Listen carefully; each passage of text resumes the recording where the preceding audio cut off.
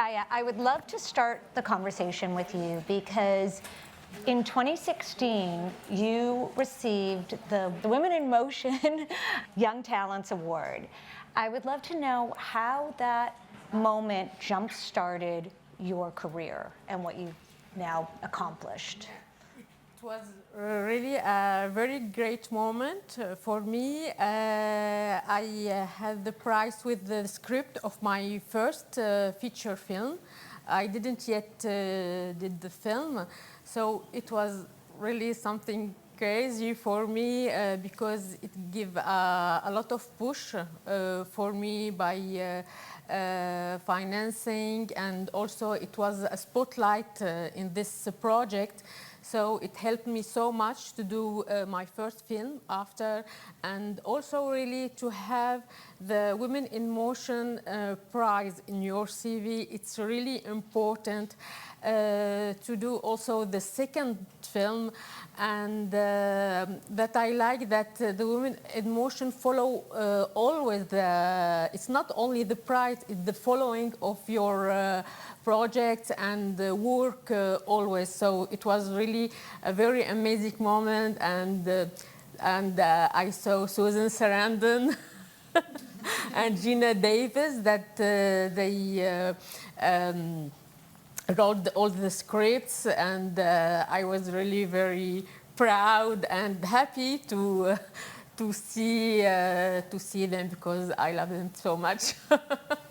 And you just finished your second film exactly 5 days ago. Last Friday. Oh, wow. The mix is the mix. Thank you.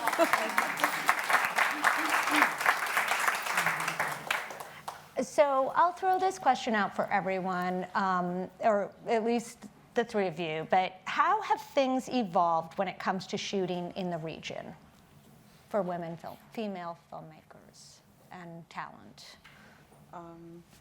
I go? Yeah, of course.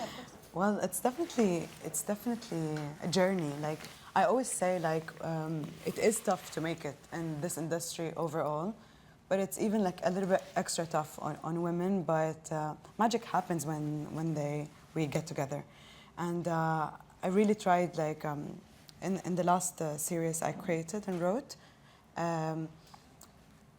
I would say 80% of the cast were female and 50% of the crew was female, and that was something very rare to have this much female in the crew, because it's always whenever I look, they say cut and I look around, the whole set is full of guys doing great job.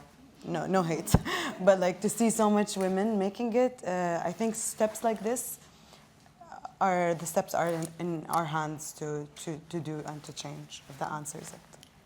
As an actor, how have you seen the progress or the evolution? I think that, specifically, I come from a country that has a very long list of very prominent women in the industry. And I think it's just continuing that legacy. I really feel that when there are a lot of women in the kitchen of things, it starts with the writing. If the writer is a female and then she's giving it to a female director and then she's giving it to a female actress, showing a female audience, it's like this. It's a very empowering moment where you look around, and I agree with Sara, there has become a lot of more women joining the industry behind the camera, and I feel that that's definitely making a very, very big difference. And in her country, in Egypt, last summer, in the theater, in the same time, there were 6 films directed by women. And that was a very rare moment. I'm like, wow, when they put the statistics together, I'm like, 6 films directed by women were released this year in the same time in Egypt. It was so fresh. That's very cool. Yeah, it makes a difference. Rungano, you started making shorts, and last year you won the Best Director of the Uncertain Regard here in Cannes. Where did you find the biggest source of support over the years? Cannes, easy. Hands down. You're one of the first, I'll say. I had a period when I was trying to write my first feature, where I was speaking to producers or applying for things. It was film school. I applied for everything. That's what I do. I'm really full on with that. And I was getting a lot of no's, so I started disappearing into the no's. I started believing them. So, and then Cannes came at a time where, yeah, I just was almost losing hope. So I'd sent a script, and the Cine Fondation residency, it's a residency which I would encourage all filmmakers to apply for. And they had shortlisted me, and I'd done an interview, but I wasn't very hopeful about it because I was still in my nose. Then Georges, at the time, Goldstein, he ran the Cine Fondation, called and said, I got the residency. And I was in the middle of a supermarket and I broke down. I was on the floor, I was crying, and people were walking around me. And I was saying, this is so, and I remember that very distinctively. I was shaking and I didn't know what to do with myself. He goes, well, we liked you. No, actually, he didn't say we liked you. He said, well, it had problems, but I think you should come, it's great. So we really liked your short. So I came, and from then on it was this, it was that. And then, because it's a space that you don't see yourself in, because if you've said no, I mean, everyone else says no, why would Cannes say yes? And they did, so it gives you the legitimacy. It really gives you such a boost in confidence, and I think it's that self-belief that built me up again, and then being around. And if you go to the residency, it's very intimidating. It's all very intimidating. And then, but you start absorbing their sort of, you know, Cannes-ness of it all. And they invite you to Cannes, and you see it for the first time. I remember experiencing it for the first time, and that had a huge effect on me. Yeah, it still does. Where have you all found your biggest sources of inspiration as?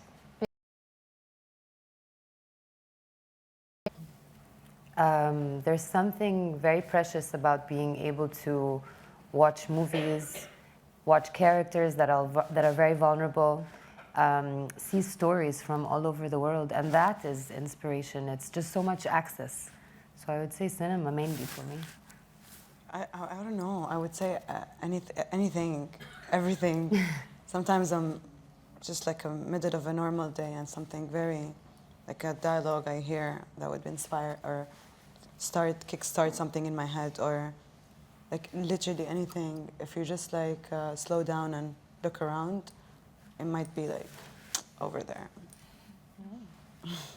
And how about you, Sarah? For me, I can say my life. My two films are very personal, not autobiographic, but very personal. At the moment, I feel that I want always to go with my problems, my feelings, to do a film. So I think the female characters, the main characters in the two films, the main characters, she's a woman. So we have a lot of points in common. And of course, also the films that I love. Also, of course, the lives or others, but always the beginning. It's my life, what I lived, how I was suffering. This is really the essential point to go with a film for me. And Rungano? Same, personal and cinema, both interchangeably. But yeah, both my films have also been sort of personal. And usually, I used to say that I thought that about my first film, my second film. I think it's mostly things that move me.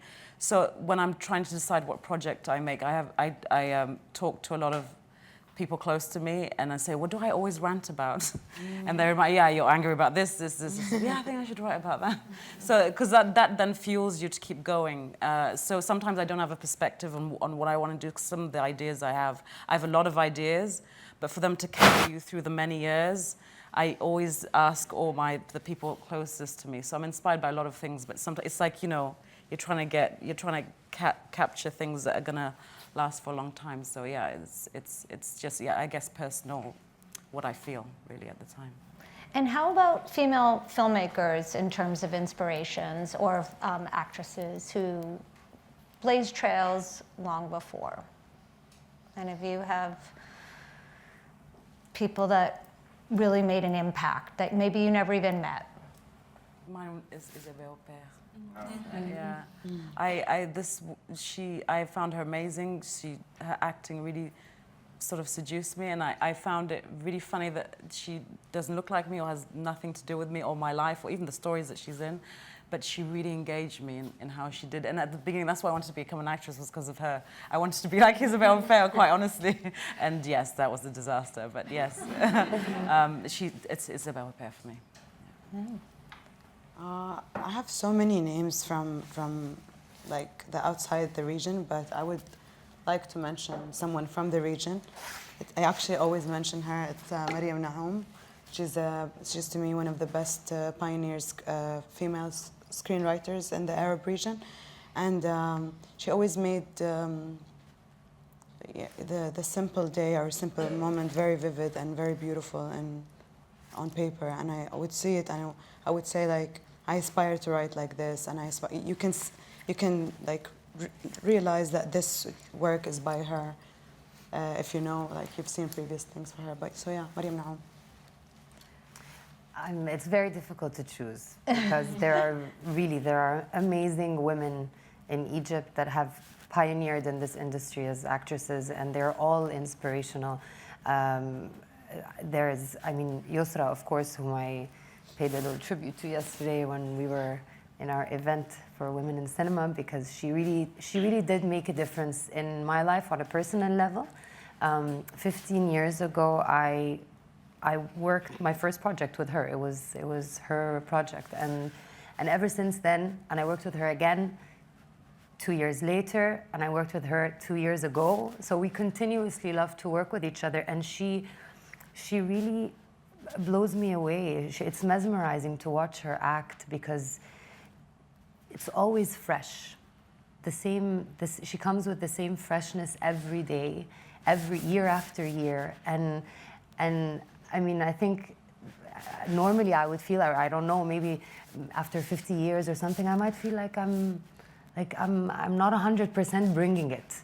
But to see her do that every single day on set after all these years of making films, her story is inspirational. She's done amazing characters. The movies that she's done with Youssef Chahine.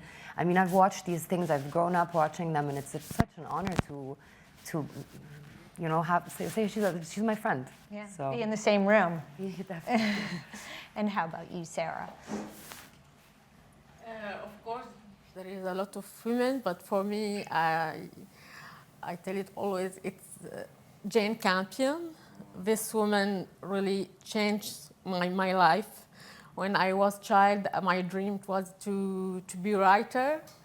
But when I saw the piano, I was 13, it's really, I think a film can change a life of someone. And this film changed my life, and I decided I want to be a filmmaker.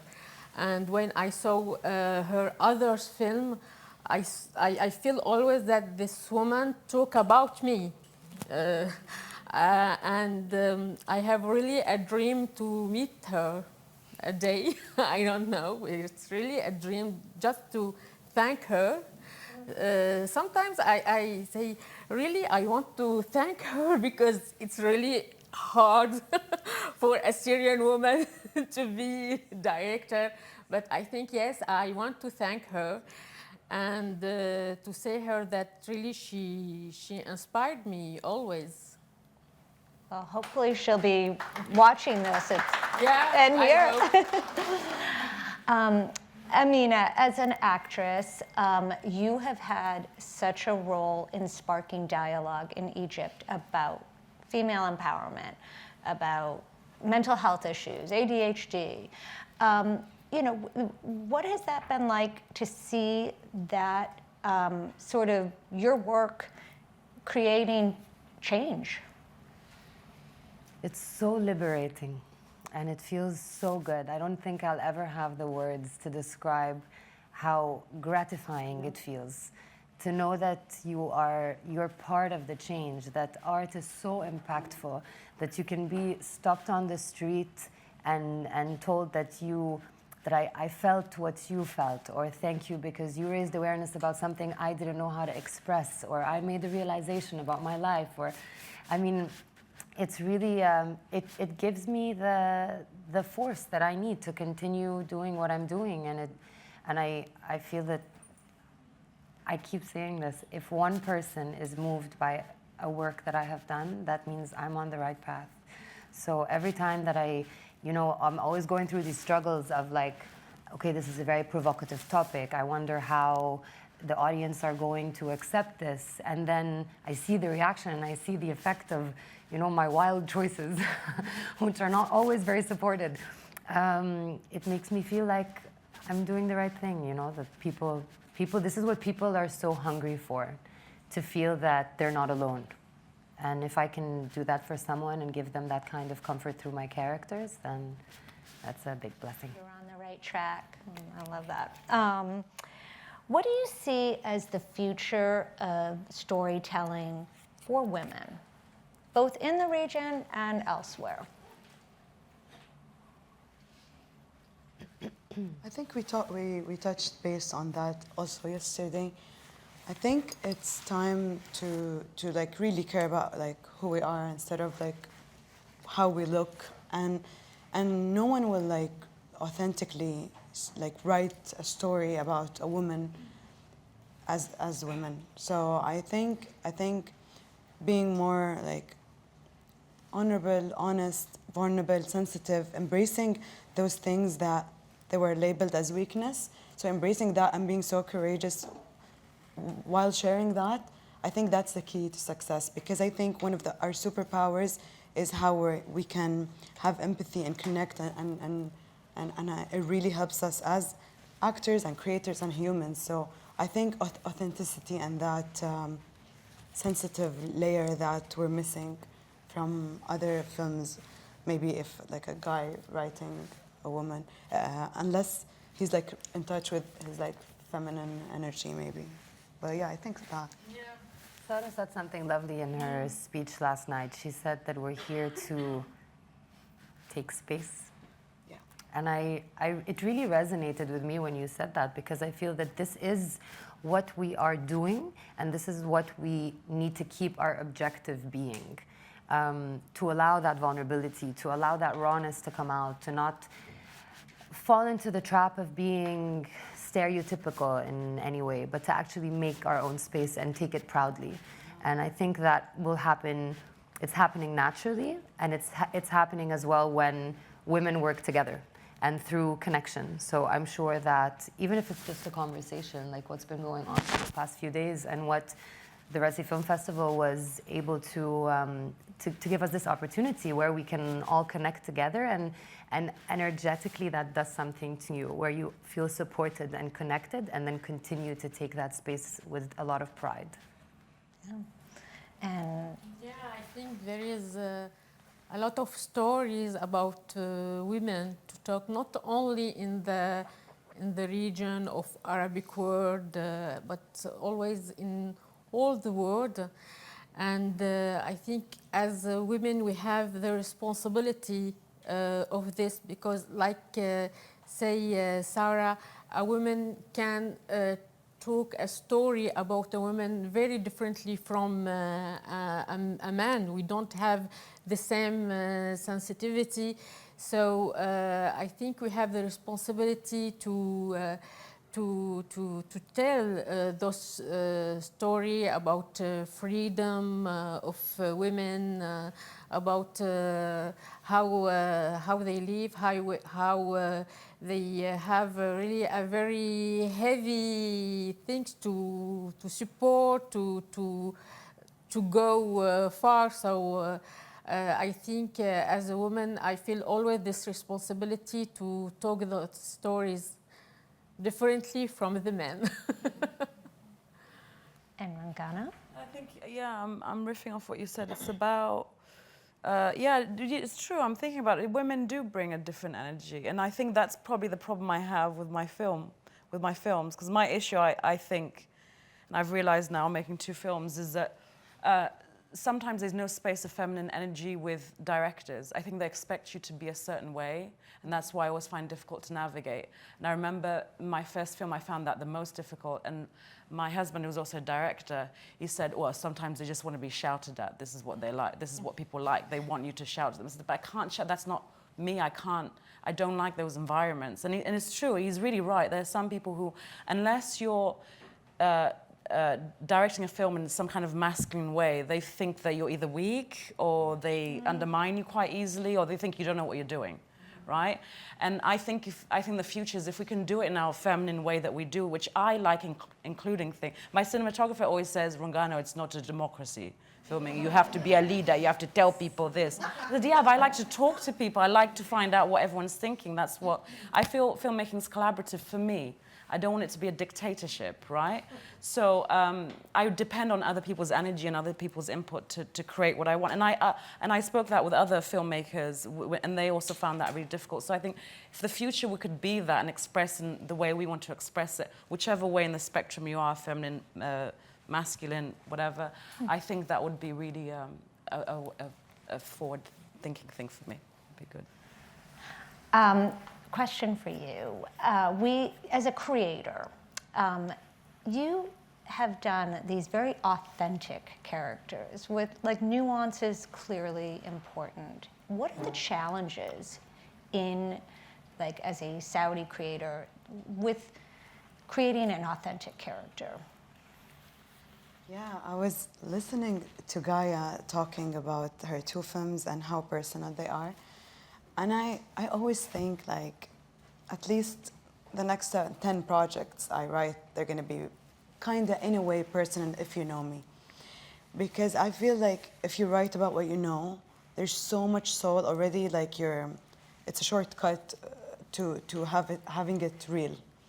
And I really, really appreciate taking what you think it's very dark in your life or like very difficult in your life and use it. So I want to create real authentic characters until I become a super pro, like, I don't know, like later on, where I can write a period piece about, I don't know who in 1919. Like, I would still tell our story. Like, I want people to look at it and feel like, oh, that looks really like, feels like my cousin or my neighbor or like my classmate. And I really want to, like, you guys heard it yesterday, I'm going to repeat it, sorry. You're going to hear it again. But, like, I really want to see different type of women and girls on screen where, like, they're, like, anti-heroes and they're cool and they're confused and they're figuring out life and they're not, like, putting on a high pedestal or, like, very polished or... So I want to keep it real. That's what I feel like if that's my strength, keeping it real.